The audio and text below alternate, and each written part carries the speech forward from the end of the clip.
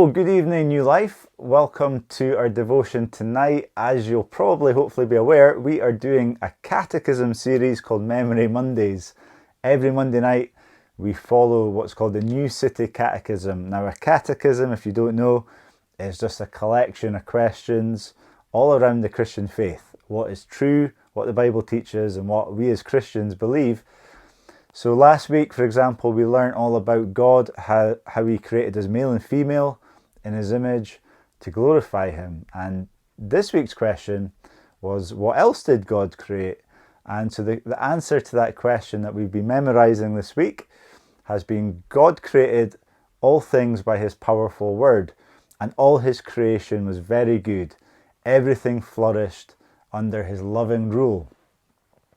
So this answer that we're dealing with this week really broadens things out from just God creating humankind and mankind. Suddenly now we're broadening it to everything. And it's an interesting time to be talking about creation, I think, particularly because when there's so much going on negatively, we can often question if there was a good God, a loving God, a powerful God behind this. Why is creation in such a mess? Why do we have sickness and illness and even something like coronavirus? And it might be out with the remits of this short little devotion to answer really big philosophical and theological questions like that. But what I do want to say is, it's really important to know, if you're a Christian and even if you're just learning a little bit about God, that God is a good God, and God created creation good. He did a good job of that. It wasn't God who made it bad. It was us. So we should really accept that and understand that we have the responsibility for the problems that we're seeing in society. But what is more important than that is that God is a redeeming God.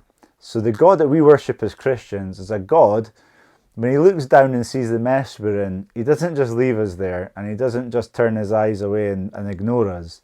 He's a God that reaches down, stretches down into the mess and the muck that we find ourselves in, and lifts us out, cleans us down, and puts us back into a good position, a good place. And so I want to just encourage you tonight. I don't know what situation you find yourself in. It might be something serious going on in your life at the moment, a health issue, a financial issue, an employment issue, a relationship issue, mental health issue. I don't know. But what I do know is our God that we love, the God that we serve, is a God that wants to be there with you in that. And not only that, but he has the power to change things round, to bring life into death, to bring hope into situations that you would despair of, and to bring light into very dark places. Whenever you read the Bible, whenever you read the stories of Jesus, everywhere he goes, he turned things round.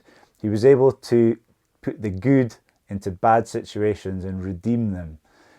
So a very simple thought for you. If you're in that place tonight and you need some redemption, you need someone to come and turn the situation round, why don't you just ask God to meet you where you are? I don't know what the situation might be, but what I do know him, and I know that he'll meet you in your point of need. Guys, hope that's blessed you. Some very simple thoughts this week. Tune in next week where we'll be looking up question 6, which will be put on the screen now.